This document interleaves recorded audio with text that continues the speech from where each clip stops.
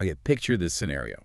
I think it's something uh, every competent professional just dreads. Hmm. You're a leader. You're organized. You have this track record of fixing broken systems.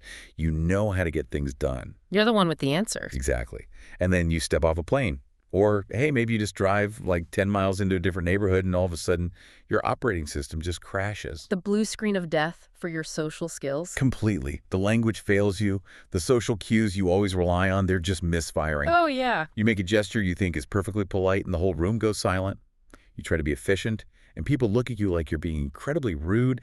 You feel, you feel fragile and frankly a little stupid. It is the nightmare scenario for the modern leader. I mean, we are trained to have answers, not questions. Right. But the research we're covering today argues that this specific moment, that total collapse of competency, that's actually the starting line. See, I usually associate that feeling with just bad vacation planning. Huh, right. I'm thinking about the time I tried to order dinner in a language I didn't really speak, and I ended up with a plate of, well, just raw onions. The classic travel blunder. We've all been there. But today, we aren't talking about travel mishaps or, Yeah. how to get good photos for Instagram. We're diving into a whole stack of research on cross-cultural immersion programs. And I want to be really clear right off the bat. This isn't about voluntourism. No. This isn't about taking a week off to paint a fence that, probably didn't need painting, just to feel good about yourself. So, and the literature is very, very strict about that distinction. This is about immersion as a discipline. A discipline. Yeah. The core argument in these sources is that in a globalized world, distance is no longer neutral. You can't just observe from the safety of your office anymore. Okay. The sources draw a really hard line between visiting a place and being formed by it. Being formed by it. Yeah. Wow. That is a heavy phrase. It kind of implies that the traveler is the raw material, not the expert. That's the conversion of vision the authors talk about. It's about learning to see the world, your neighbors, and even your own leadership style differently through humble, sustained exposure. So our mission for this deep dive is to figure out why showing up matters so much more than just sending aid, and how true immersion might be the only real cure for the savior complex. And to do that, we have to start with the enemy of immersion. Which is? Efficiency. Okay, now you're stepping on my toes a little bit. Yeah. I love efficiency. Efficiency is how we built the modern world. Why are the sources attacking it?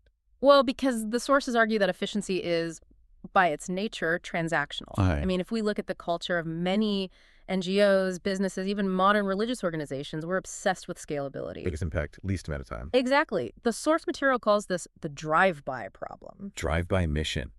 It paints a vivid picture, but it sounds a little harsh. It is harsh, but think about it. We tend to treat cross-cultural exposure as an event, a one-off. We visit, we drop off supplies, we leave. The visitor feels good because they did something, but the community just remains a project. It reinforces that hierarchy, doesn't it? I am the hero swooping in. You are the passive recipient. Precisely. And that dynamic blocks any real understanding. You just can't understand a system you aren't willing to suffer with, even a little bit. This is where the research takes a really fascinating turn.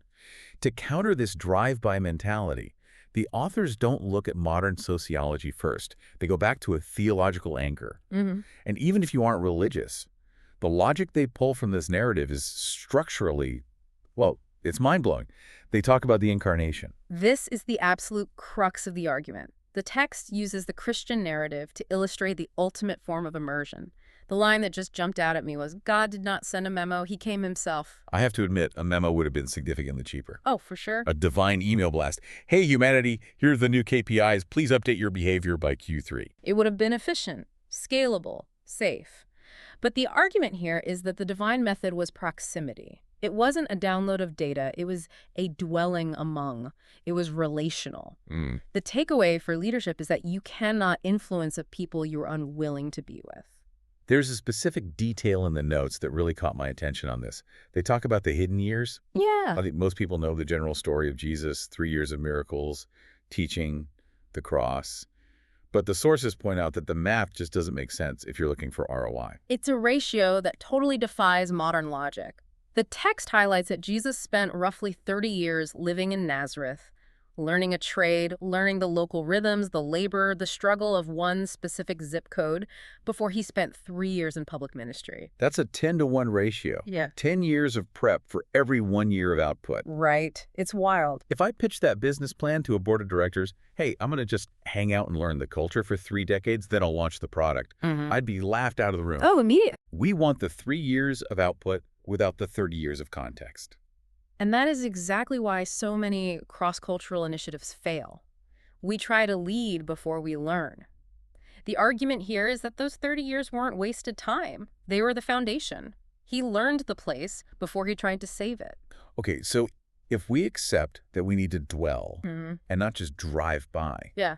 what does that actually feel like? Because the sources describe the mechanics of this, and it does not sound like a vacation. No. They use a specific phrase, fasting from control. This connects right back to that feeling of fragility you mentioned at the start. When you step into a true immersion experience where you're not staying in the Marriott, where you're eating local food, using local transport, you are effectively fasting from your own competence. Which is terrifying. I mean, we are paid to be competent. We build our identities around being the ones who know how the world works. Exactly. But the source argues that when you can't predict outcomes and you can't manage impressions because you don't know the social codes, you're forced into a posture of dependence. You stop being the fixer. You stop being the fixer and you start being the guest. That shift from expert to guest seems to be the pivot point. The text mentions a Greek word here, kenosis. Now, usually when we see Greek words, my eyes kind of glaze over, but this definition seems vital. What does kenosis mean here? It translates roughly to self-emptying. Okay. In this context, it argues that to truly connect, you have to empty yourself of your status, your power, and your need to be the protagonist. You have to enter with empty hands in a way. And what happens when you do that? Because the text suggests something pretty surprising happens when you stop trying to save everyone. Well, it flips the script entirely. Yeah. The source notes that often the visitor is evangelized by the poor. That is a loaded phrase. Unpack that for us. It means that the people you thought you were coming to help often possess a resilience, a community strength, a resourcefulness that acts as a mirror. A mirror. Yeah, it reveals your own spiritual or relational poverty. So you go there thinking, I'm going to bring resources to these poor people, and you realize, oh, wait, I'm the one who is actually empty here.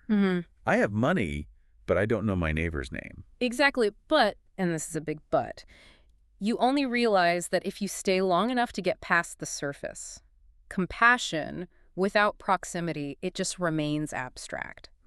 The source warns that if we try to help without staying, we end up with solutions that don't fit. We build wells where nobody needs wells. We donate clothes that put local tailors out of business. The classic, helping that hurts. Right. Because we fell in love with our solution rather than falling in love with the place. Okay, so let's get practical. Let's say a listener is bought in. They want to avoid the drive-by. How do you structure an experience like this so it actually works? Right. Because the sources are very clear. One trip is not enough. No, not at all. They describe a curve of transformation, and it's not a straight line up. What does the curve look like?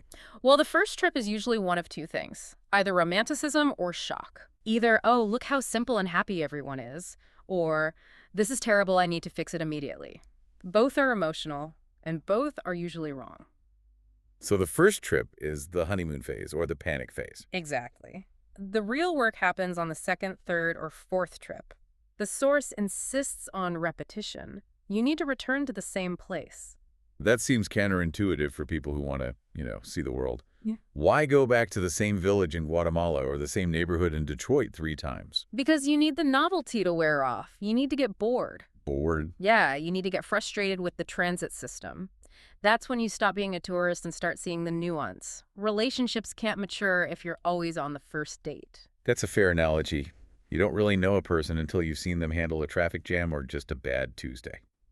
And the source suggests we should treat these experiences as a listening laboratory. Elaborate. Instead of going in with a megaphone, you go in with a microscope.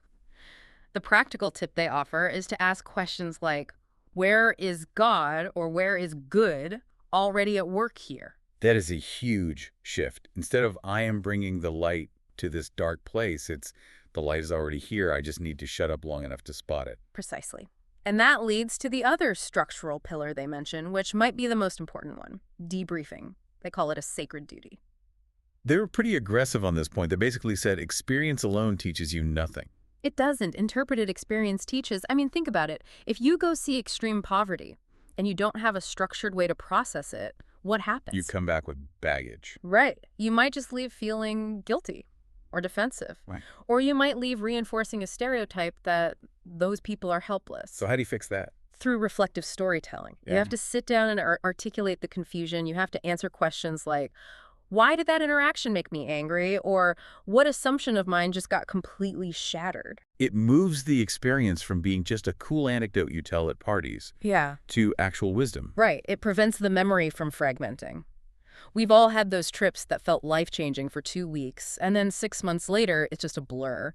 Debriefing cements the lesson. Now, I can hear the objection from some of our listeners. They're thinking, this sounds profound, but I have a job, I have kids, I have a mortgage, I can't move to a village in the Amazon for 30 years. Right. I can't even take 3 weeks off. Yeah.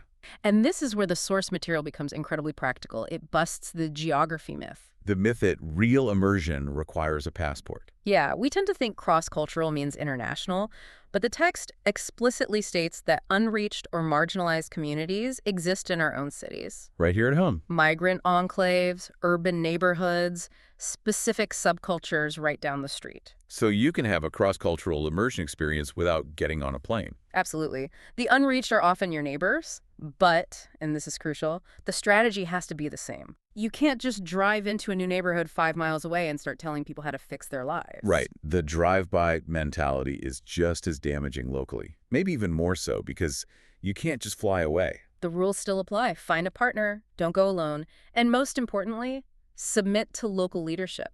Oof. That's a hard one for leaders. Submit to local leadership. It is.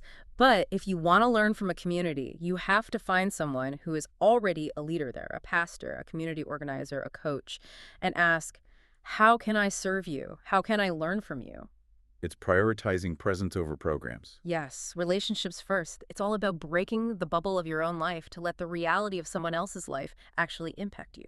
I really appreciate that the sources emphasize this isn't just for missionaries in the religious sense. This is for anyone who wants to grow. It's for anyone who realizes that their current perspective is limited. I mean, we are living in such a polarized, fragmented world. We're all shouting at each other from across divides. Immersion, whether it's across the ocean or across the train tracks, is the discipline of crossing that divide and just sitting there. Just sitting there. That's harder than it sounds. It is the hardest thing, because when you sit there, you lose control, but you gain understanding. Okay, so we've gone from the theology of the Incarnation to the practical mechanics of unlearning and debriefing. We busted the myth that you need to go overseas. Now, the sources actually issue a challenge, a specific one. They do, and I think it's a brilliant place to land this whole conversation. The challenge is this. What might change in your leadership or your life if within the next 12 months you planned one immersion experience? Just one. But planned with all these principles in mind. Not a vacation, not a save-the-world trip. Right. A trip where the goal is to be formed, where the goal is to fast from control, to listen, and to be a guest. What would that look like? Maybe it's spending a weekend volunteering in a part of your city you usually avoid. Maybe it's visiting a worship service in a language you don't speak. It's daunting, honestly. But I think back to that idea of the hidden years. I mean, if the model of leadership used in the text required 30 years of immersion to prepare for the work, maybe I can spare a week or two to just shut up and listen. And remember, the source material leaves us with a provocative final thought about the fear of doing this. We often worry about the risks. Right. What if it goes wrong? What if it's uncomfortable? What if I look foolish? What if I eat the raw onions? Exactly. But the source argues that the greater risk is remaining unchanged. The greater risk is living your entire life in a bubble of efficiency and comfort, never having your assumptions challenged by the rest of the world. That is a powerful perspective shift. The risk isn't going, the risk is staying. Precisely. In a world that demands deeper understanding, remaining static is the most dangerous thing you can do. Well, you heard it here. The invitation is on the table. Find a place to dwell, not just visit. Whether it's a plane ride away or a subway ride away. And don't forget to debrief. Absolutely. Write it down, talk it out. Thank you for listening to this deep dive. We hope it's given you some tools to engage with the world a little differently. Until next time, keep learning. And keep listening.